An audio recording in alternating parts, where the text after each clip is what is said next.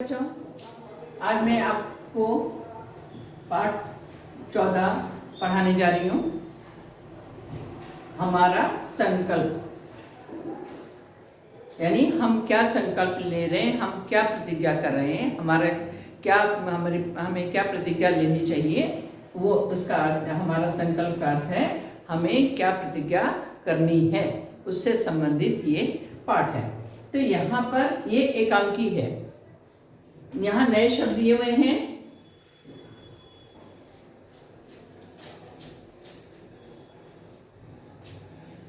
नए शब्द में है अभिनय, प्रणाम, चिरायु। चिरायु मतलब बहुत लंबी उम्र होना, लंबी उम्र वाला। संकट, काटना, अहित, चिंता। आपके बुक में तो बहुत से शब्द दिए हैं, लेकिन आप उसमें से 10 नए शब्द लिखेंगे अपने क्लास वर्क में। यहाँ पर शब्दार्थ दिए हैं, शब्दार्थ भी बहुत दिए हुए हैं। इसमें आप केवल 15 शब्दों के अर्थ लिखेंगे। मैंने 12 शब्द लिखे हैं, इसमें 3 शब्दों के अर्थ और आप इसमें से देख करके लिख लीजिएगा।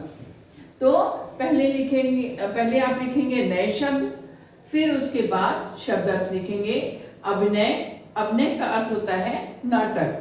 चिंता, विषाद, अत्याचार, जुल्म। अस्तित्व, ठिकाना, धूल, रज या मिट्टी। संकल्प, दृढ़ निश्चय। प्रणाम, नमस्कार।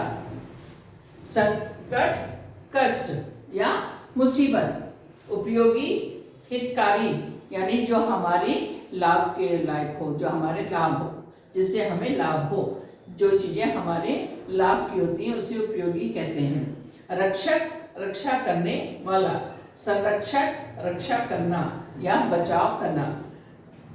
शुद्ध, साफ। तो पहले आप नए शब्द लिखेंगे, शब्दार्थ लिखेंगे। नए शब्द में 10 लिखेंगे, शब्दार्थ में 15 लिखेंगे। ये लिखने के बाद आप सारांश लिखेंगे।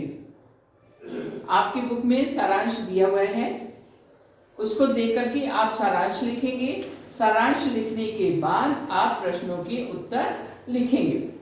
सारांश में दिया है कि जैसे वृक्ष जो है वो आपस में बातचीत कर रहे हैं, आपस में विचार कर रहे हैं। यहाँ पर वृक्षों के महत्व को बताया गया है कि हमारे जीवन में वृक्षों का बहुत अधिक महत्व है। वृक्षों से हमें शुद्ध वायु मिलती है, फल मिलते हैं और लकड़ियाँ मिलती हैं, जिससे हम फर्नीचर वगैरह, पलंग आदि बनाते हैं। हमें छाया मिलती है। दूर से अगर कोई चलते हुए धूप में आता है तो पेड़ की छाया में बैठ करके वो थोड़ा विश्राम करता है। पेड़ जो हैं वो बाढ़ को रोकते हैं।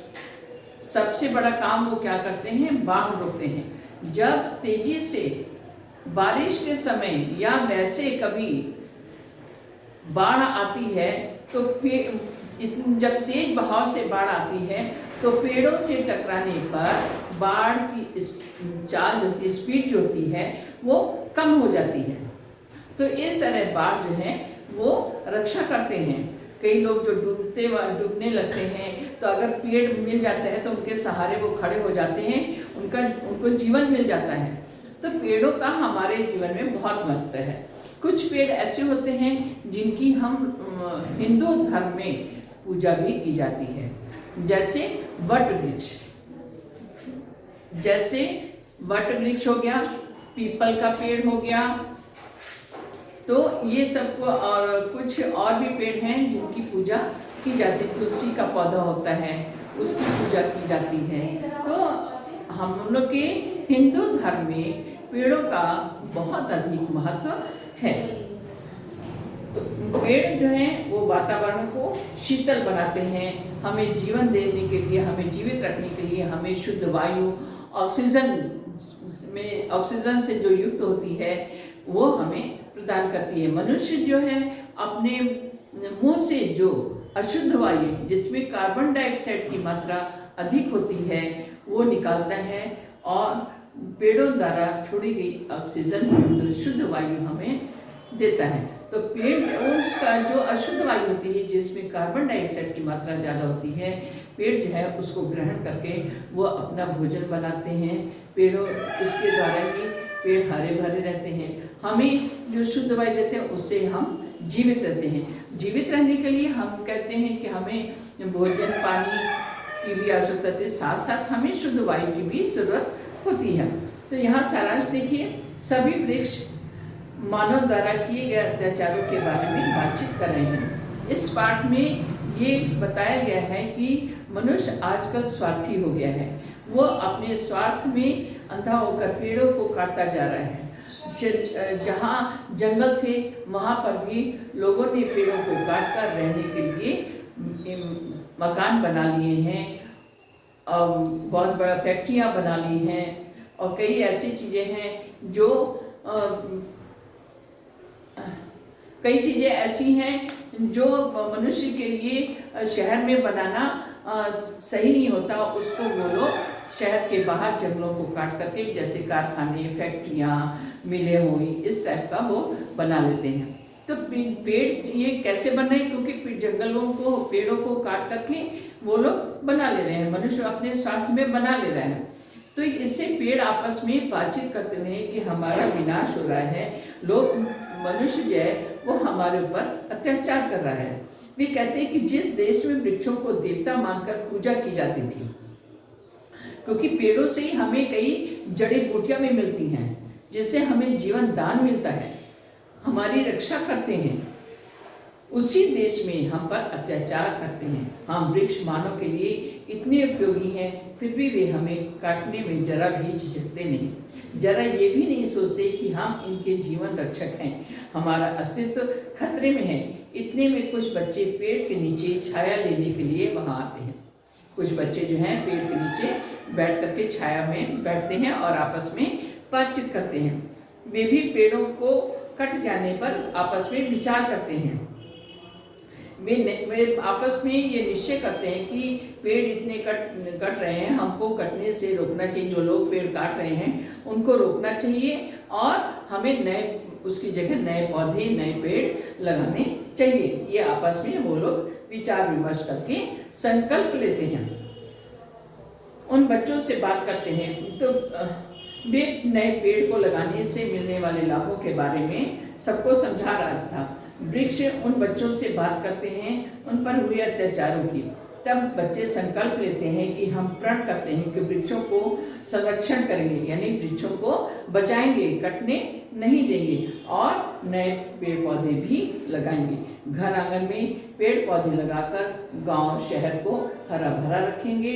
इस प्रकार वृक्षों को भरोसा देते हैं। कौन देते हैं? बच्चे, जो पेड़ के नीचे बैठकर छाया उनकी ले रहे थे, पेड़ की छाया ले रहे थे, वो आपस में ये प्रण करते हैं कि हमें नए पौधे लगाने चाहिए और जो लोग पेड़ काटते हैं उनको रोकना चाहिए, पेड़ों को कटने नहीं देना है। सुनिए, बोलिए, वृक्ष मनुष्य पशु पक्षियों के जीवन के लिए किस प्रकार उपयोगी है, चर्चा कीजिए। वृक्ष मनुष्य पशु पक्षियों को आवास देते हैं, यानी पशु पक्षी जो हैं वो पेड़ों पर घोंसला बनाकर रहते हैं। तो ये पेड़ पौधे क्या है? पशु पक्षियों के लिए आवास का स्थान है, रहने के लिए उनकी जगह है। तो और हमें भी पेड़ों से लकड़ियाँ मिलती हैं जिससे हम अपने घर के सजावट के लिए, अपने घर को सुरक्षित रखने के लिए दरवाजे, खिड़कियाँ आदि लगाते हैं। तो ये हमें लकड़ी कहाँ से मिलती है? पेड़ों से मिलती है। पेड़ हमें छाया देते हैं, पशु पक्षियों के लिए फल फूल मिलते हैं। वृक्ष हमारे वातावरण में ऑक्सीजन भर देते हैं। वृक्ष वातावरण को शीतल बनाती है। वृक्ष हमारे वातावरण में संतुलन बनाए रखती है। वे अनेक उपयोगी चीज़ें भी देते हैं। ये सब हमें किससे मिलते हैं? पेड़ पौधों से। वृक्षों के संरक्षण एवं नए वृक्ष लगाने के लिए आप अपने मित्रों के साथ मिलकर चर्चा कीजिए। आपके सामने किस प्रकार की कठिनाइयाँ आ सकती हैं, चर्चा कीजिए। वृक्षारोपण के लिए हर आदमी उत्साह नहीं दिखाते हैं। कुछ नगरों में ऐसी स्थिति होती है कि पेड़ लगाने के लिए कुछ जगह भी नहीं होती है। कुछ लोग तो वृक्षों को लगाते हैं लेकिन उनकी देखभाल नहीं करते हैं। कुछ लोग तो वहाँ पेड़ लगाने के लिए रोक देते हैं कि यहाँ पेड़ नहीं लगाना है। और आज का ज़माना बहुत तेज़ी से अपने कामों में लग जा रहे हैं, किसी के पास इतनी फुर्सत नहीं है कि वे नए पौधे लगाएं। तुम अपने घर आंगन में कौन कौन से पौधे लगाना पसंद करोगे, क्यों? मैं अपने घर आंगन में चंपा, चमेली, क्योंकि इन फूलों से सुगंध मिलती है, वातावरण सुगंधित होता है। गुलाब, केला, आम, पीपल, बरगद, सूरजमुखी और जामुन आदि के पेड़ पौधे लगाना पसंद करेंगे। अब पढ़िए, निम्नलिखित प्रश्नों के उत्तर दीजिए। देखिए मैं यहाँ पर भूल गई हूँ एक, ये ऊपर फर्स्ट पेज में आपका चित्र दिया हुआ है, चित्र से संबंधित प्रश्न दिए हुए हैं। हरियाली से क्या तात्पर्य है? हरियाली का तात्पर्य यह है कि जहाँ चारों तरफ हरा भरा दिखाई देना, जिससे मन आनंदित होता है, मन प्रसन्न होता है, जिसको देख करके आंखों में शीतलता महसूस होती है। हरियाली उसे ही कहते हैं, चारों तरफ हरा भरा दिखना ही हरियाली कहलाता है। हरियाली किस प्रकार खुशहाली लाती है? चारों तरफ हरियाली जो है, हरे भरे पौधों को देख करके ही मन जो है खुश होता है। पेड़ों की हर डाली फूलों से भर जाती है, भारत भूमि निराली होती है, तब हमारे मन भी आनंदित होते हैं और खुश होते हैं। हरियाली बढ़ने के लिए हम क्या कर सकते हैं? हरियाली बढ़ाने के लिए हम घर के आसपास पेड़ पौधे लगाएंगे और उसका संरक्षण करेंगे। ये मैं भूल गई थी, मैंने आपको समझा दिया है चित्र देख करके, जो प्रश्न दिए हुए हैं उनके उत्तर मैंने समझा दिए। और इधर सुनिए और बोलिए, मैंने आपको तीनों क्वेश्चन समझा दिए। अब आगे पढ़िए, इसमें प्रश्नों के उत्तर दिए, ये आप समझ लीजिए। सभी वृक्ष बरगद के पास क्यों गए? बरगद को वट वृक्ष भी बोलते हैं, बरगद को वट वृक्ष कहते हैं, जिसकी हिंदू परंपरा में इसकी पूजा भी की जाती है। पृथ्वी वृक्षहीन हो रही है, यानी पेड़ कट रहे हैं, वृक्षहीन पृथ्वी हो रही है। मनुष्य अपनी आवश्यकताओं के लिए नहीं झिझकते, वही वृक्षों को काट रहे हैं, इसलिए सभी वृक्ष बरगद के पास गए। शशांक, दिव्या, आकाश आदि बच्चों ने कहा, हम सब बच्चे मिलकर संकल्प करते हैं कि आपका संदेश जन जन तक पहुंचाएंगे। वे संदेश क्या थे? बच्चों ने आपस में पेड़ों से वार्तालाप होने के बाद बच्चों ने आपस में मिलकर पेड़ से यह संकल्प किया कि हम आपका यह संदेश पहुंचाएंगे कि वृक्षों को ना काटा जाए, उनको रोका जाए और नए वृक्ष लगाए जाएं। हमारा संकल्प पाठ से क्या सीख मिलती है? हमारा संकल्प पाठ से यह सीख मिलती है कि सदा वृक्षों का संरक्षण करना चाहिए, यानी उनको बचाना चाहिए, कटने नहीं देना चाहिए, और नए पेड़ पौधे भी लगाना चाहिए। गांव शहरों को हरा भरा रखना है, धरती पर हरियाली रखना है और वातावरण को शुद्ध रखना है, इसलिए हमें पेड़ पौधे लगाना चाहिए और यही हमारा संकल्प है। क्या किसने कहा?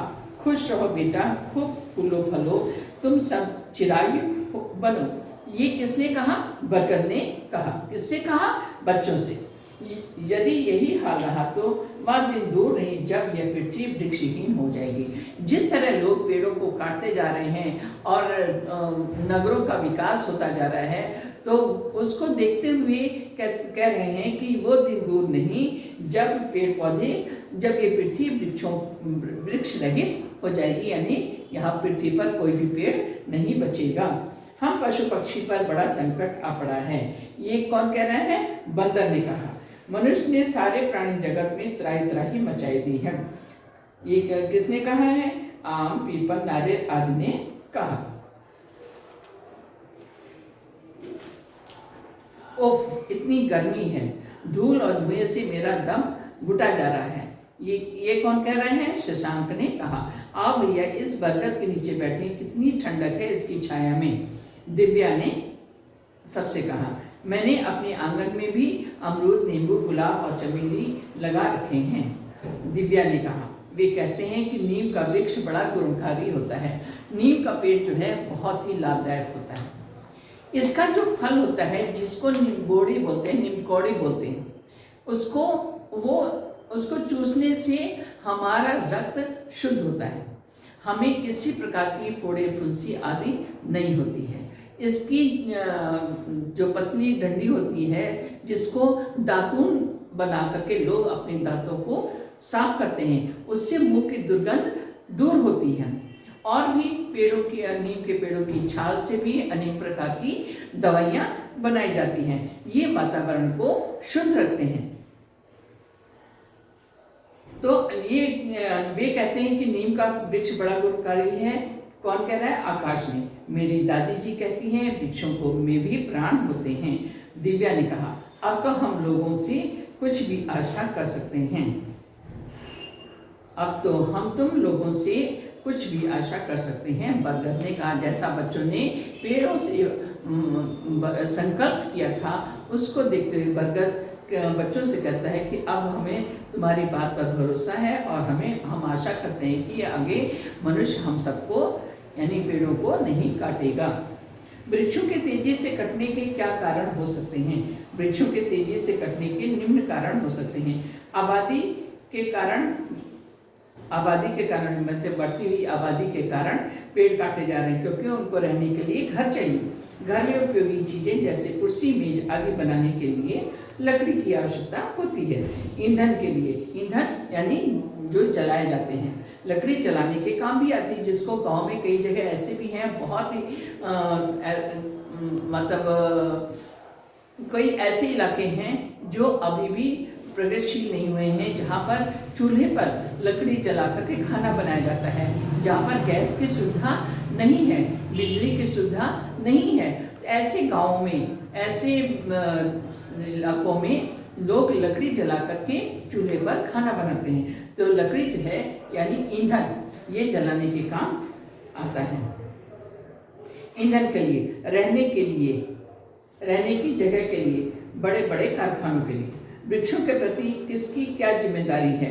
आपकी, विद्यालय की, सरकार की, जनता की, यानी सबकी जिम्मेदारी है। वृक्षों के प्रति मेरी जिम्मेदारी नए वृक्षों को लगाना, उनका संरक्षण करना, मेरे आसपास में वृक्षारोपण करना। वृक्षों के प्रति विद्यालय की जिम्मेदारी यह है, छात्र छात्राओं में वृक्षों के प्रति प्रेम उत्पन्न करना, छात्र छात्राओं से विद्यालय में वृक्षारोपण करवाकर उसे संरक्षण करने की जिम्मेदारी सौंपना, यानी उन्हें बताना, स्कूल की जिम्मेदारी कि बच्चों को वृक्षारोपण के बारे में बताएं और उनके बचाव का भी संकल्प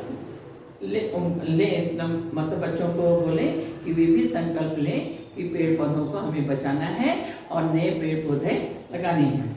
छात्र छात्राओं के लिए प्रतियोगिताएं जैसे निबंध लेखन, वक्तृत्व आदि निर्वाह करना, वृक्षारोपण के लिए मेला लगाना, वन महोत्सव का आयोजन करना। आगे देखिए, वृक्षों के प्रति सरकार की जिम्मेदारी यह है कि हर घर में एक वृक्ष दे दी जाए। मतलब उनको सरकार की तरफ से ये कदम उठाना चाहिए, पहल करनी चाहिए कि हर व्यक्ति अपने घर में कोई ना कोई पौधा या पेड़ लगाए। हमारे घर के सामने जो वृक्ष होता है उसे सुरक्षित रखने के लिए व्यवस्था की जाए। नर्सरियों में वृक्षों को रोककर उन्हें हर शहर और गांव में भेजना, पंचायत या कॉरपोरेशन के द्वारा उन वृक्षों की देखभाल करने की व्यवस्था, हर साल वन महोत्सव आयोजित करने के लिए ठीक व्यवस्था का प्रबंध करना, मेला निर्वाह करना आदि। वृक्षों के प्रति जनता की जिम्मेदारी, जनता की क्या जिम्मेदारी? हर एक आदमी को वृक्ष को लगाना चाहिए, आवश्यकताओं के लिए पेड़ को ना काटना चाहिए, जो वृक्ष बचा रहता है उन्हें संरक्षण करना चाहिए। हमेशा ये ध्यान रखना चाहिए कि वृक्ष हमारे वातावरण को संतुलित रखते हैं। अपने दोस्तों को वृक्षों का महत्व बताना चाहिए। अब शब्द भंडार देखिए, ऐसे वृक्षों के नाम लिखिए जिनके पत्ते आप पहचान सकते हैं। आम, पीपल, बरगद, अमरूद, नारियल, ताड़, खजूर, चंपा, चमेली, सूरजमुखी, केला, कुम्हाड़ा, ककड़ी, कटहल, कद्दू, तुरई, टमाटर, मिर्ची, सेब और लौकी आदि वृक्ष पेड़ पौधों के पत्तों को मैं पहचान सकता हूँ। आपके विद्यालय में ऐसी कौन सी वस्तुएं हैं जो वृक्षों की सूखी लकड़ियों से बनती है? कुर्सी, मेज, अलमारा, डस्टर और श्यामपट आदि वृक्षों की सूखी लकड़ियों से बनाई जाती है। भाषा की बात, क्रिया से भाववाचक संज्ञा बनती है, जैसे मारना से मार, काटना से काट, हारना से हार, सीखना से सीख आदि भाववाचक संज्ञाएं बनती है। नीचे दी गई क्रियाओं से भाववाचक संज्ञाएं बनाओ। भागना से भाग, हड़पना से हड़प, पहचानना से पहचान, दौड़ना से दौड़, बोलना से बोल, मुस्कुराना से मुस्कुराहट। अब ये प्रशंसा में दिया हुआ है, इसको आप लोग देख करके कर लीजिएगा। प्रकृति के तत्व क्या है? जल, हवा, आग, धरती और आकाश।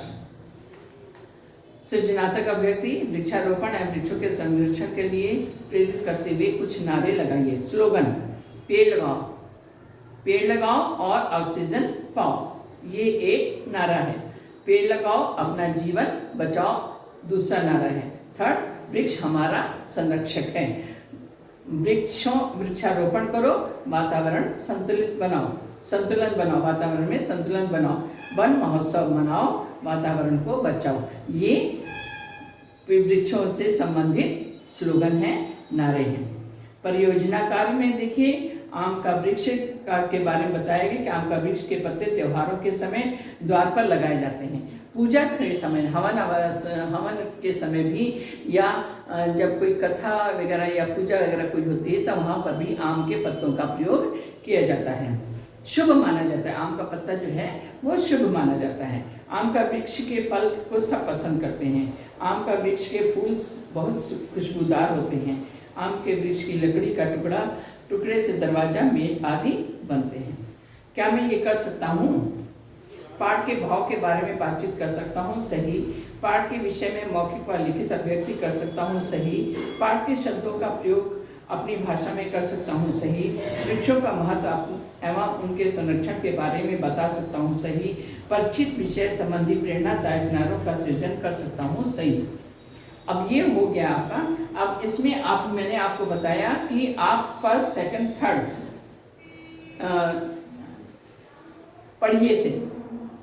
पढ़िए में सारांश लिखने के बाद पढ़िए पेज नंबर 139 में फर्स्ट, सेकंड, थर्ड लिखेंगे। किसने क्या कहा ये लिखेंगे। और पेज नंबर 40 में वृक्षों के तेजी से कटने के क्या कारण हो सकते हैं ये लिखेंगे। और उसके बाद स्लोगन लिखेंगे, लास्ट में स्लोगन लिखेंगे जो नारे पेज नंबर 42 पर दिए हुए हैं। मैंने आपको बता दिया है, इसको आप लोग कर लीजिएगा। अब अभ्यास कार्य देखिए। अभ्यास कार्य में निम्नलिखित शब्दों के अर्थ लिखकर वाक्य में प्रयोग कीजिए। मैं अर्थ बता दे रही हूँ, वाक्य प्रयोग आप लोग कर लीजिएगा। अभिनय, नाटक, अस्तित्व, ठिकाना, प्रणाम, नमस्कार, त्राही त्राही, रक्षा करना। कभी कभी आपने जब नाटक वगैरह देखते हैं तो देवता या और लोग, कुछ लोग कहते हैं त्राही माम, त्राही माम। त्राही माम, माम मीन्स मामी का अर्थ होता है मुझे। त्राही माने बचाओ, मुझे बचाओ, मुझे बचाओ। त्राही माम, त्राही माम। यहाँ त्राही का अर्थ होता है बचाना। उपयोगी इस्तेमाल करने की चीजें। मुहावरों का अर्थ लिखकर वाक्य में प्रयोग कीजिए। मैं अर्थ बता रही हूँ, वाक्य प्रयोग कर लीजिएगा। हाथ धो बैठना, खो जाना। विद्यमान होना, उपस्थित होना। मजा चखाना, दंड देना। पहाड़ टूट पड़ना, भारी विपत्ति आना। गले का हार, बहुत प्यार होना। पर्यायवाची शब्द दिए हुए हैं, इसमें 4 दिए हैं, आप लोग 3 लिखेंगे। पीठ दिखाना, गाय, नूतन, मोक्ष, वृक्ष, इन सब के आप जो पर्यायवाची लिखेंगे वो 3 लिखेंगे। विलोम शब्द दिए हुए हैं, निश्चय, अनिश्चय, संकल्प, असंकल्प, अहित, हित, खुशहाली, दुख, उपयोगी, अनुपयोगी, रक्षा, भक्षा, चिंता, निश्चिंता। संधि विच्छेद कीजिए। सचरित्र, सत प्लस चरित्र, महोत्सव, महा प्लस उत्सव, जलौध, जल प्लस औध, इत्यादि, इति प्लस आदि, जगन्नाथ, जगत प्लस नाथ, संकल्प, सम प्लस कल्प। निम्न शब्दों के तद्भव रूप लिखिए। ये तद्भव रूप दिए हुए हैं, इसको देख करके लिखिएगा। और विग्रह वाक्य लिखिए, इसको देख करके आप लोग लिख लीजिएगा। मैंने पूरा आपको समझा दिया। अब वर्कशीट जो है पेज नंबर 144 एंड 145, उसमें से देख करके आप लोग पूरा कर लीजिएगा। कहीं भी अगर आपको समझ में नहीं आए तो आप लोग स्कूल आकर के मुझसे पूछ लीजिएगा। धन्यवाद।